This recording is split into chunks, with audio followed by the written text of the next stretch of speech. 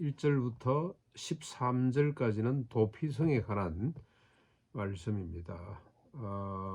전국에 6개를 정하도록, 그래서 쉽게 접근할 수 있도록 요단 동쪽에 3군데, 그 다음에 서쪽에 3군데, 도합 6개를 만들어서 바로 그냥 달려가서 그 도피성에 도달할 수 있는 거리에 두라고 말씀을 합니다.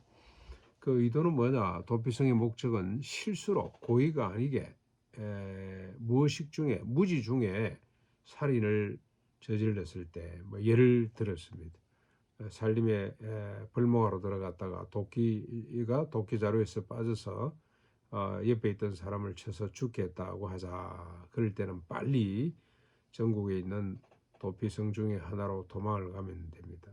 그러면 생명을 보존할 수가 있습니다. 그 가족들이, 친족들이 복수하겠다고 그 사람을 잡아가서 죽여서는 안 된다, 그 말입니다. 그러나 의도적으로 살인한 자는 비록 도피성에 들어가 있어도 그 본성업 장로들이 그를 잡아내서 보복자의 손에 넘겨주라. 이 도피성 정신은 생명 존중이죠. 피를 흘리는 일이 없도록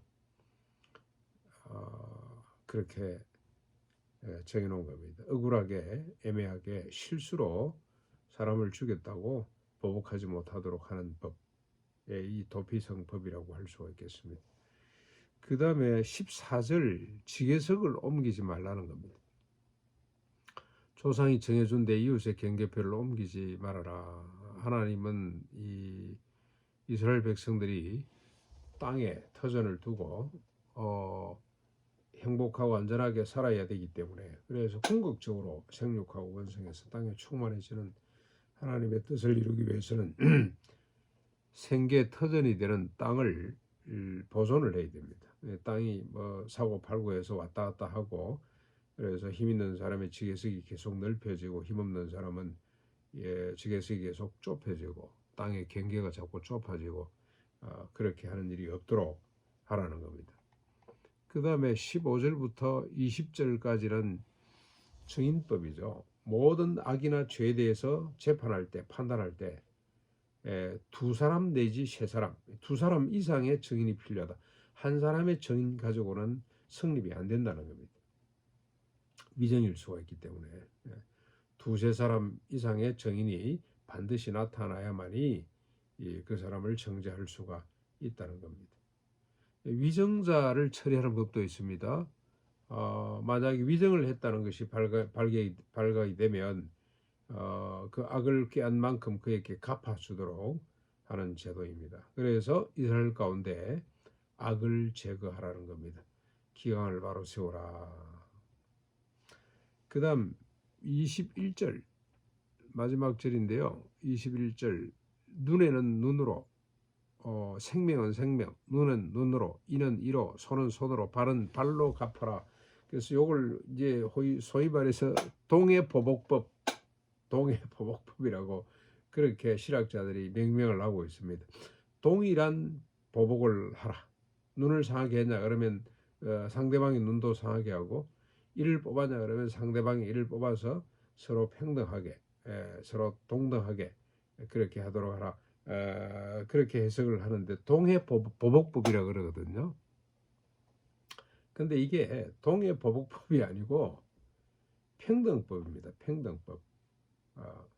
그러니까 내가 힘이 있다고 해서 힘없는 사람의 눈을 마음대로 뽑아서는 안 된다는 거죠. 그러면 자기 눈도 뽑아야 돼요. 그러니까 갑과 을이 동등한, 이 법이 있기 전에 세상은 어떻습니까? 힘 있는 사람이 힘 없는 사람을 얼마든지 억압하고 착취할 수 있잖아요. 얼마든지 필요하면은 눈도 뽑아가고 이도 뽑아갈 수가 있지 않습니까?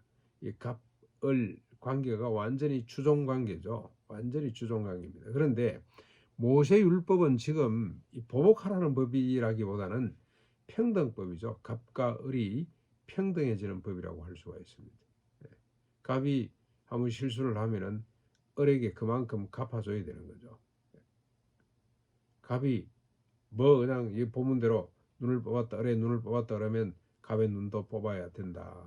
그래서 눈을 뽑는 일이 없도록, 생명을 내치는 일이 없도록 모든 인간이 존엄성을 갖고 살아갈 수 있도록 하는 법입니다.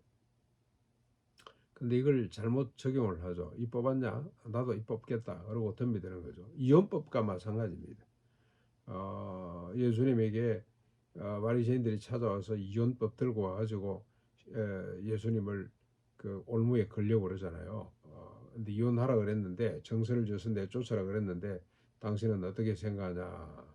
예수님이 이혼하라고 만들어 놓은 법이냐 이놈들아. 그게 하도 이혼을 하니까, 싫은 사람을 내버리고 마누라를 그냥 내버리고 하니까 하나님이 이혼하지 못하도록 이혼 사유가 있을 때 정당하게, 하지만 그렇지 않은 사유, 그 외에는 이혼을 못하도록 하는 법이다. 율법 정신이죠.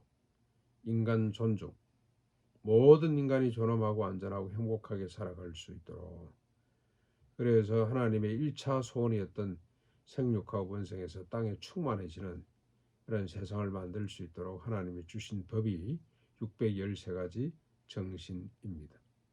모든 인간이 평등하게, 갑과 을이 평등해지는 그런 법이라고 할 수가 있습니다. 그런데 신약이 오면 이 법이 어떻게 됩니까? 이 법이 더